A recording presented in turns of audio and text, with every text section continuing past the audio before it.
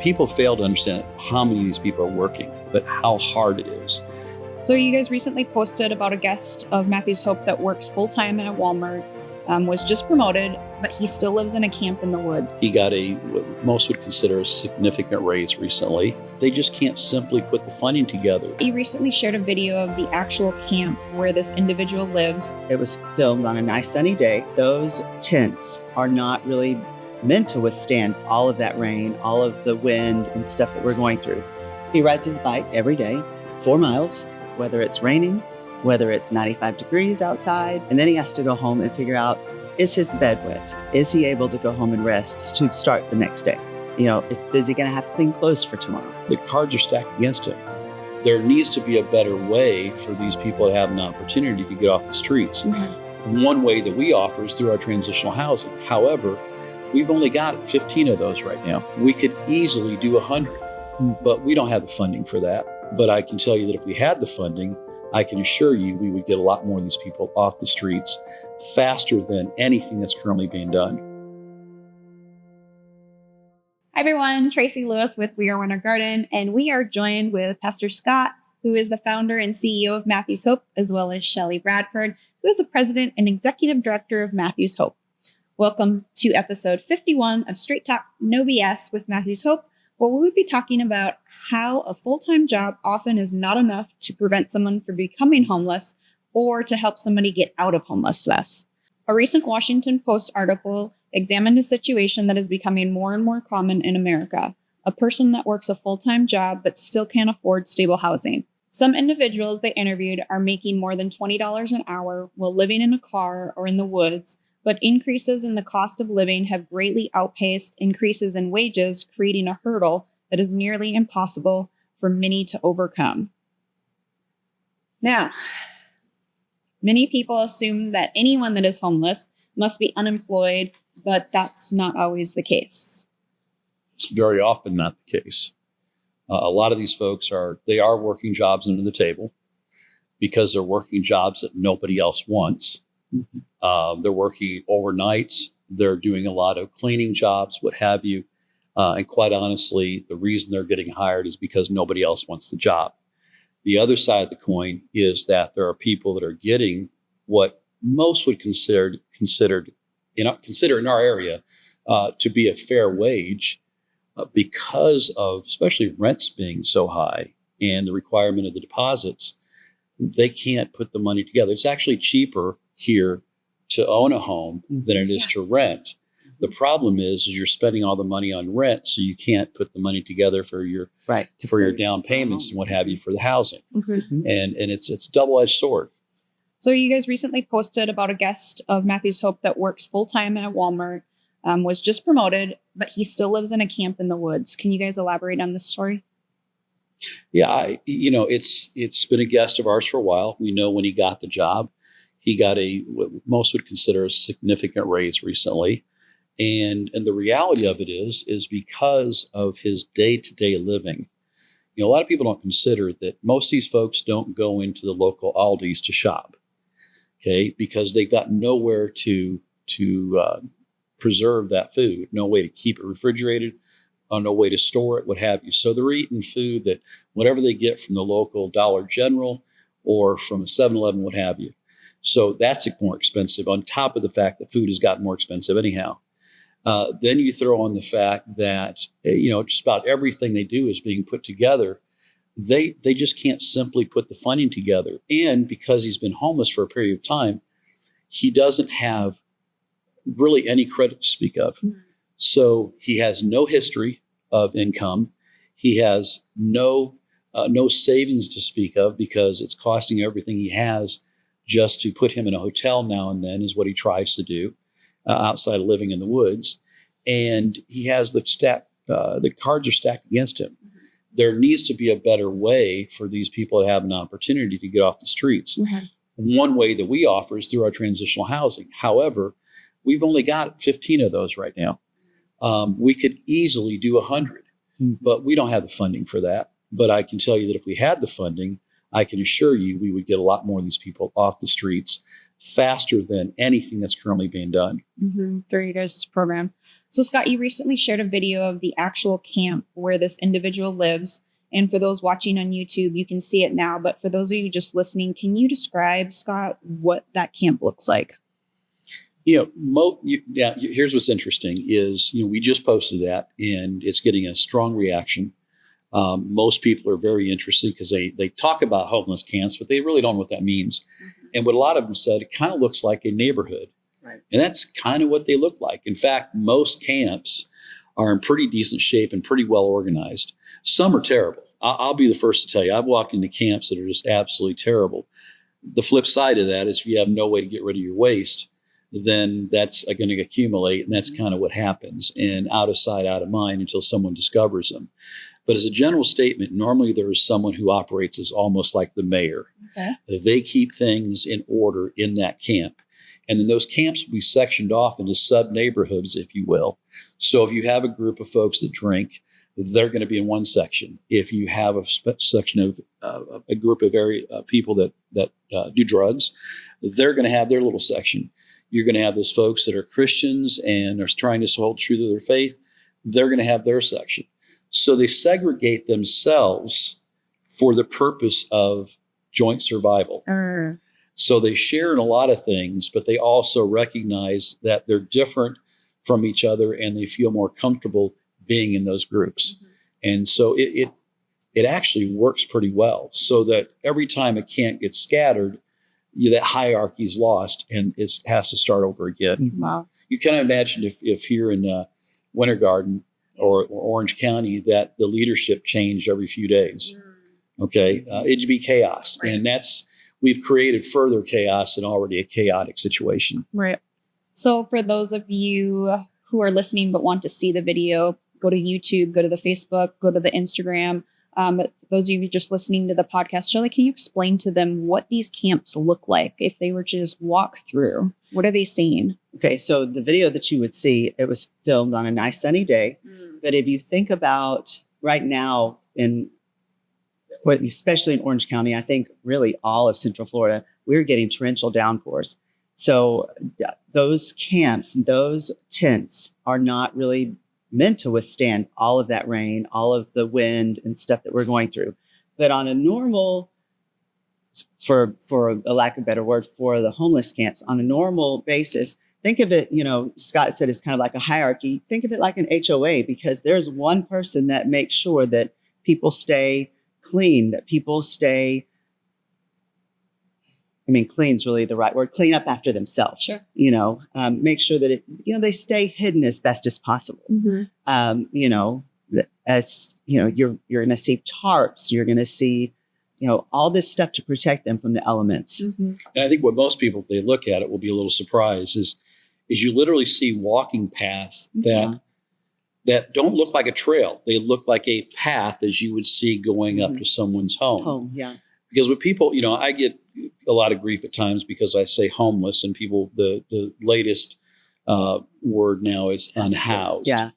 Okay. And, look, I can assure you these people living outside really don't give a damn either one. They don't want to be unhoused and they don't want to be homeless. But, if that's an argument that's important for you, knock yourself out. But the bottom line is this is their home. And one of the things I'm always telling people too is about 85% of our folks that we serve are connected to this community in some way, or the community you're living in, wherever you're at.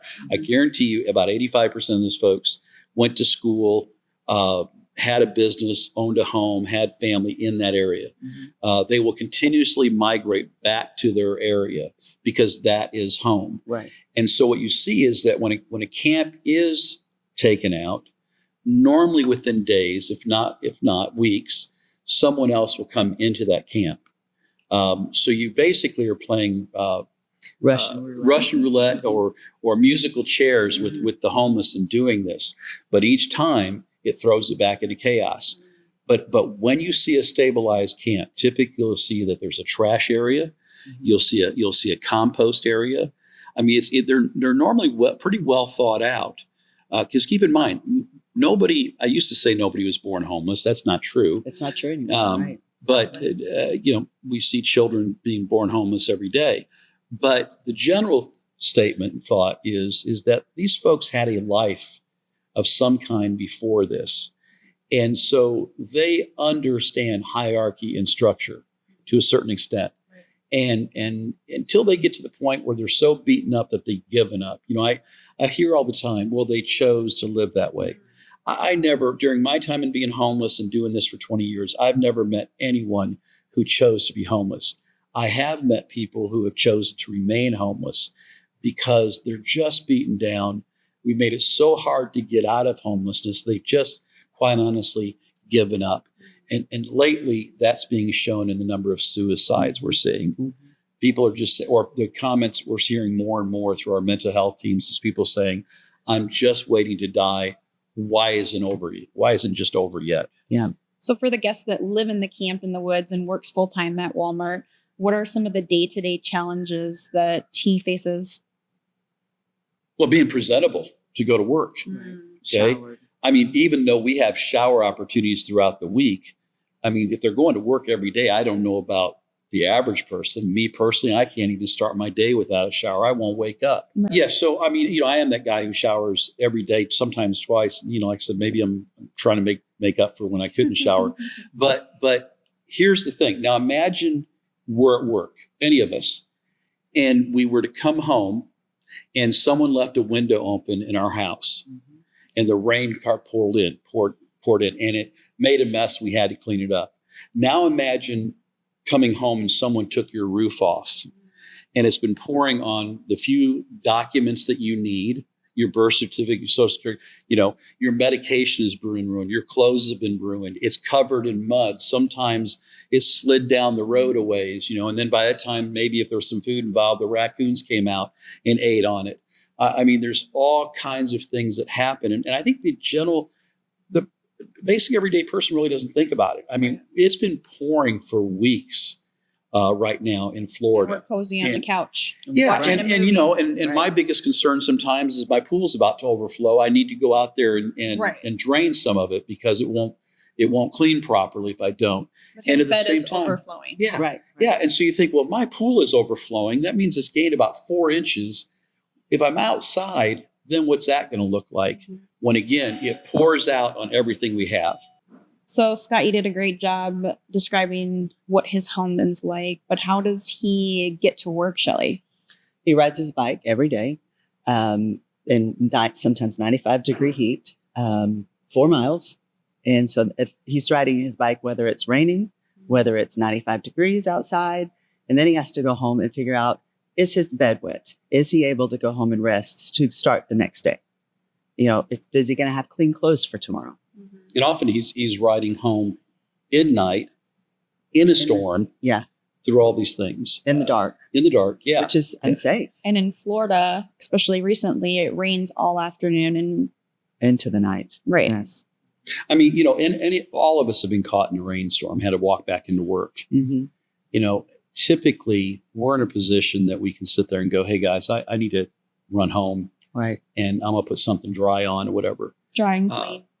Again, now imagine you get up the next morning, of course, everything's soaked. Now you got to put on wet clothes that probably don't smell real good at night. I don't care whose clothes they are. Mm-hmm. You get clothes damp. Okay. Leave them overnight. When you're outside, so you get the outside smell, whether it be whatever that whether they're be. clean or not. Right. There you go. If you're outside for a while, and I think people fail to understand how many of these people are working, but how hard it is. Something I'll share real quick is this has happened over about 4 times, not in the recent years, but earlier on.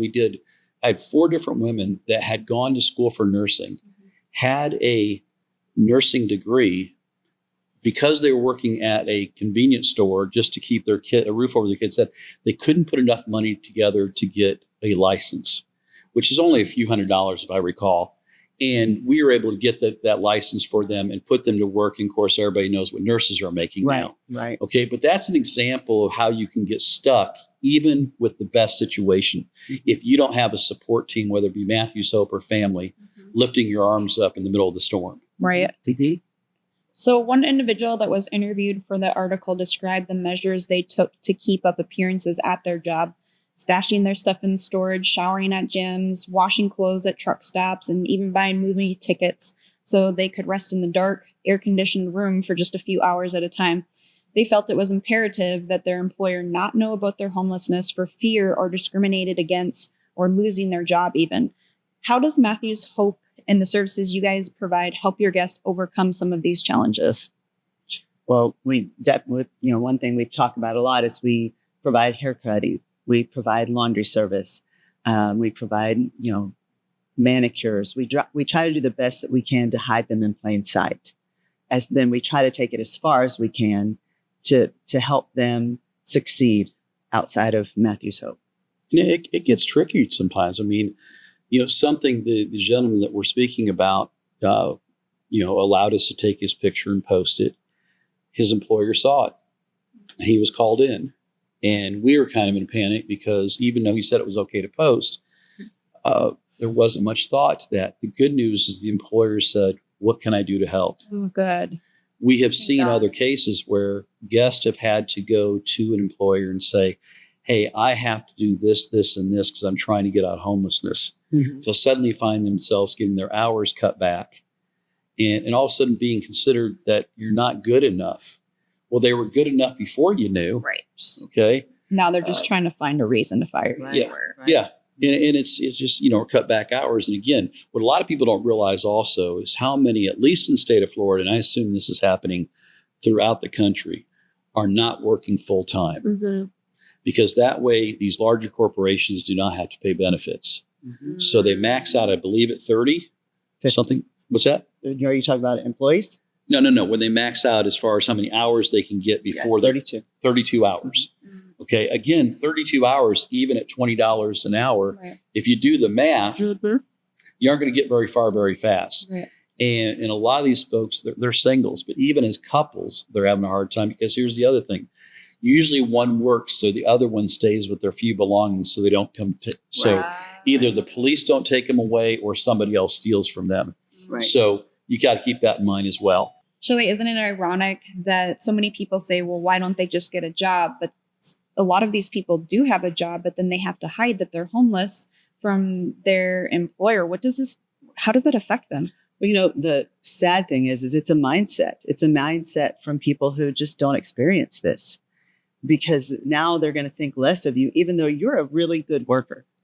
And that's not, I hate to say that's not fair. I don't even allow my kids to say that. But it's not. It's not right. Right. It's not right because, we are working so hard to help them get these jobs or help them set them up for success to get these Mm-hmm. jobs.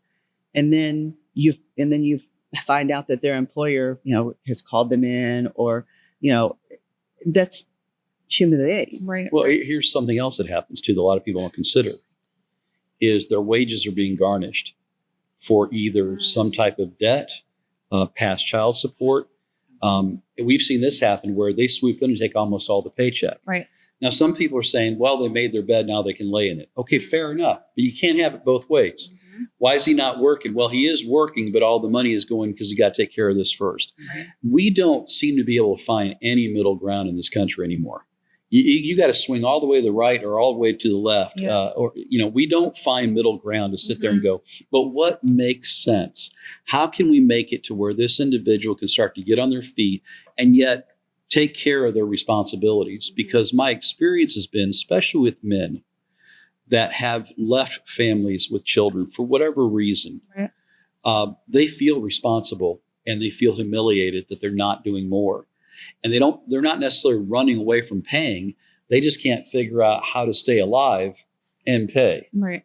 And so I believe that if, we've talked recently with some folks that are talking about developing a homeless court, that would be ideal because now you take the individual in consideration of what they can and cannot do and what needs to happen for them to become independent. Makes sense. Mm-hmm. And a lot of times I hear people saying, oh, they're just lazy.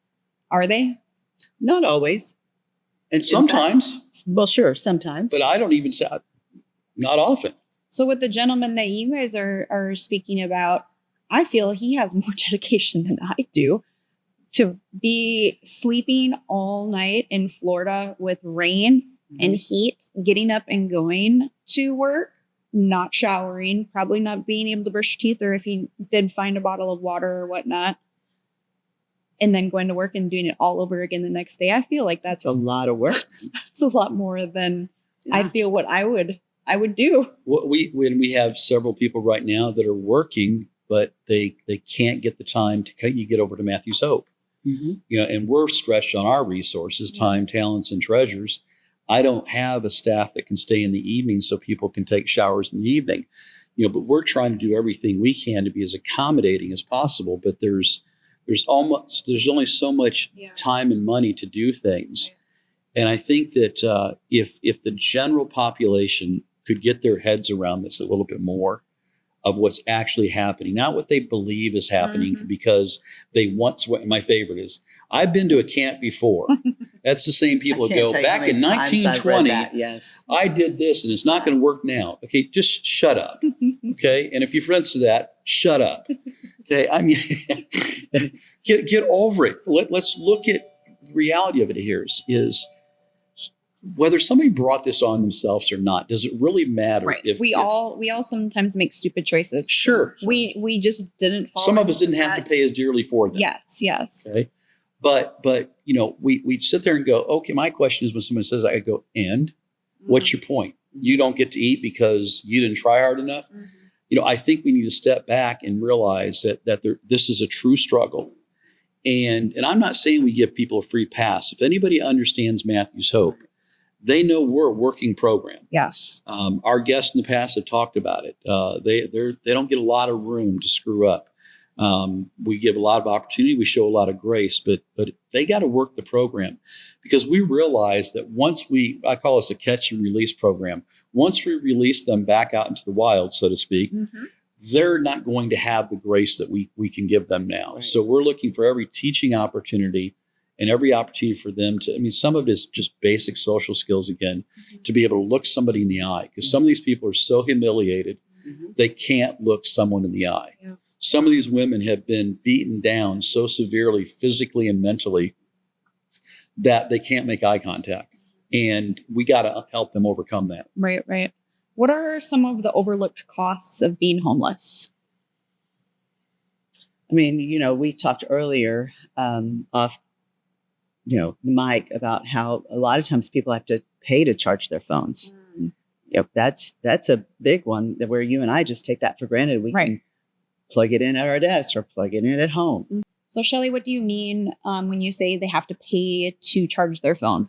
So you can always look for the little kiosks that you'll see at different places that I know a lot of people use, but also just if you go into a cafe or even just to use a bathroom at a coffee shop. I don't want to name any names necessarily. You have to buy a coffee or a sandwich or something, in order for you to be able to coffee sit costs there. about a sandwich nowadays. Correct.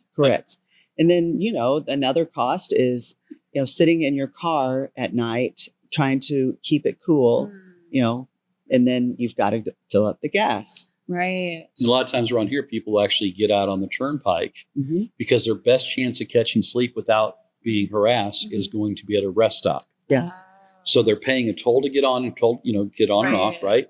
They want something to they want to use the restroom. Typically, someone's expecting to buy something. I mean, think about this right now. Okay, I'm 62 years old. Someone said to me the other day, they go, "Well, we need that as soon as possible." And I said to them, "You were in the meeting too," and I said, What does that mean? I said, for me, I'm 62 years old. When I got to pee, I got to go now. Okay, Right. that's ASAP. Yeah. So now think of it that all of a sudden you've got to use the restroom, but it's for customers only. Right. You need to use the restroom, but it's for customers only. So, again, I understand businesses not wanting everybody just coming and going in their bathroom, but this is just a side thing that happens. Most your parks lock their bathrooms at night because people have slept in the bathrooms. Now I got to ask people, what has to happen in your life that you get to the point when you're comfortable in sleeping in a public bathroom floor You know, how down has life gotten you to where you are? First off, I don't even like going into a public bathroom and I'm standing, for crying out loud. I cringe every time Charlene has to go into a bathroom. I feel for the ladies, but I'm sitting there thinking for folks. I mean, you've gotten to that place where you're so exhausted and you just want to get out of the elements that you're willing to sleep on a bathroom floor in a public park. These are just things that a lot of people don't think about. What people do talk about is, oh, there's scary people in the park. We actually got a phone call about a couple of weeks ago of one of a county commissioner that covers the Apopka area. And there were some complaints because there were homeless people in the park and the children didn't want to be there. Well, I can assure you that's not true. But I can also tell you that Matthew Soap is in and out of there 7:30, 8 o'clock in the morning. So it wasn't us. We know who's there. Right. It's another group that comes in and feeds. But the bottom line is again, we go in hysteria rather than just look at the reality. And if we were addressing things like mental health that we've talked about before and what have you, maybe some of those scary people wouldn't be there. They would be getting the help they need. So Scott, we were talking about just going to the bathroom and you have to go when you have to go. And if they're not able to go in and buy a cup of coffee or a sandwich, where are they going to the bathroom at? Well, here's the bottom line. You start doing the pee-pee dance, you're going to run outside out back, right? And then here's what happens. Somebody sees you do that. You can actually get arrested for exposure. A sexual offense. I mean, think about that. All you had to do was go to the restroom. You go around the corner, you think you're all alone. Someone comes back around the corner, sees you, calls the cop. Next thing you know, you're getting busted for exposure.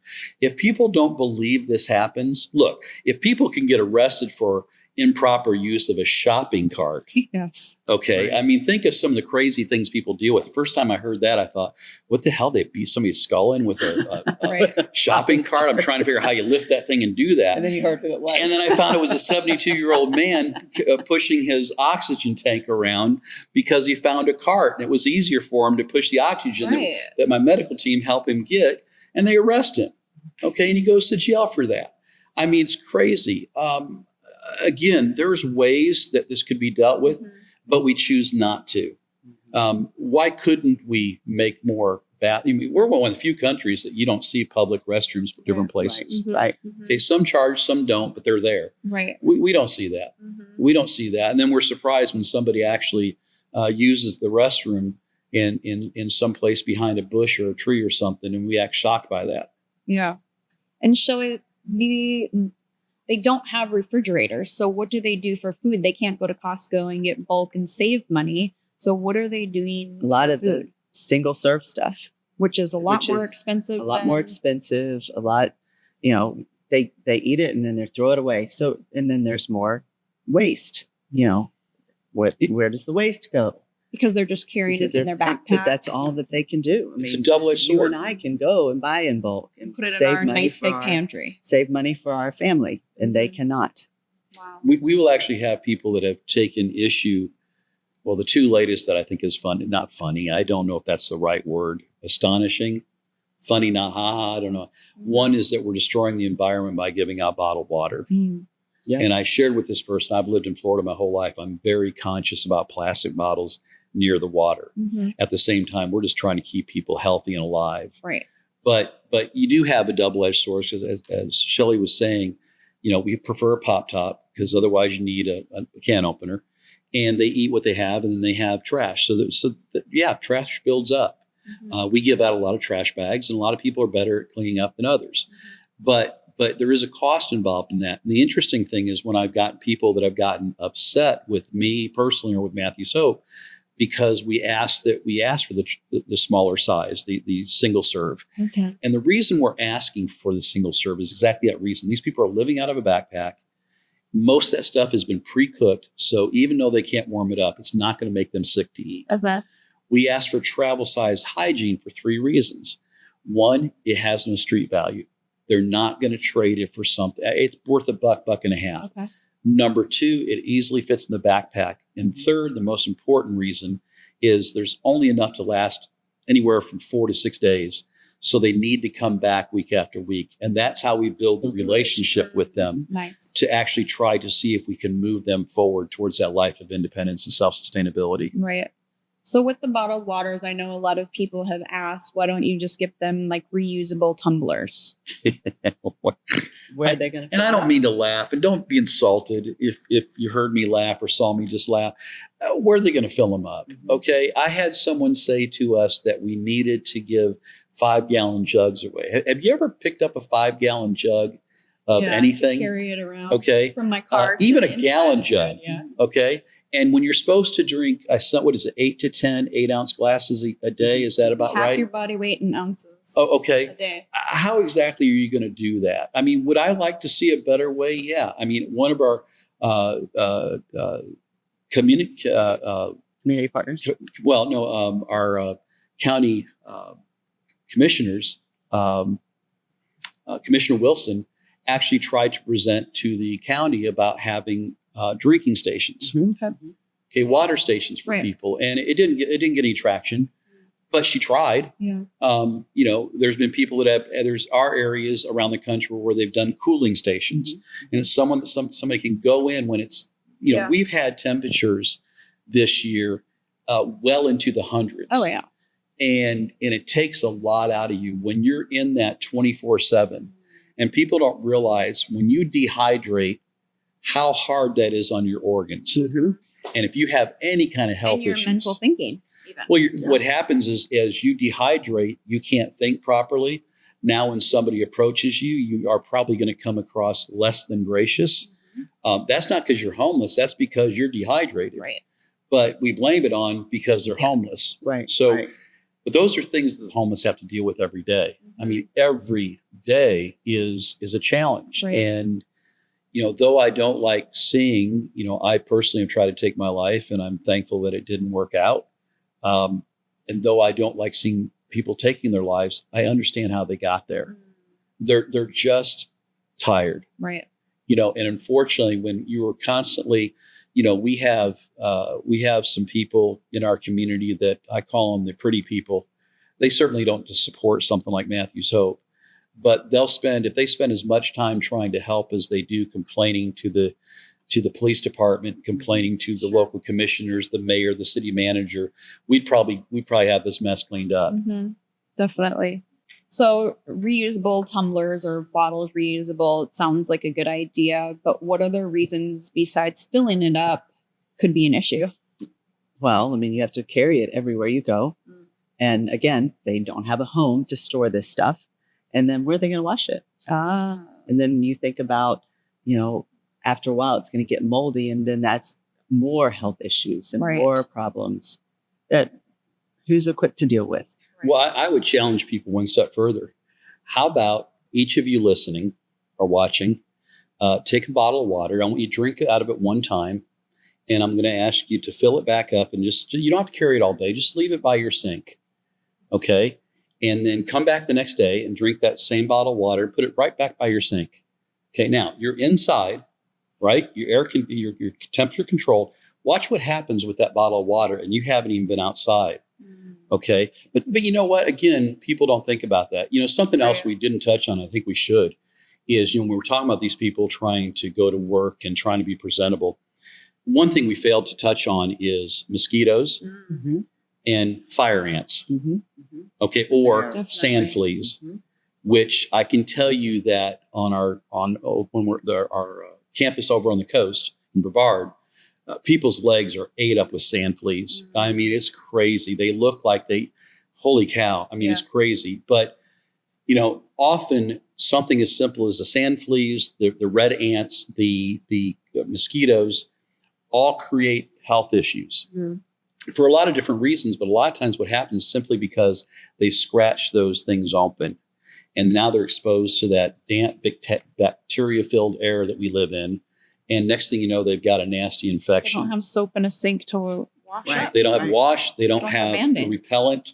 One of the things we can't afford to even keep up on this year is things like off and mosquito repellent. Yeah. We try, but we just don't have the finances to do it. It's very expensive. Yeah. Right.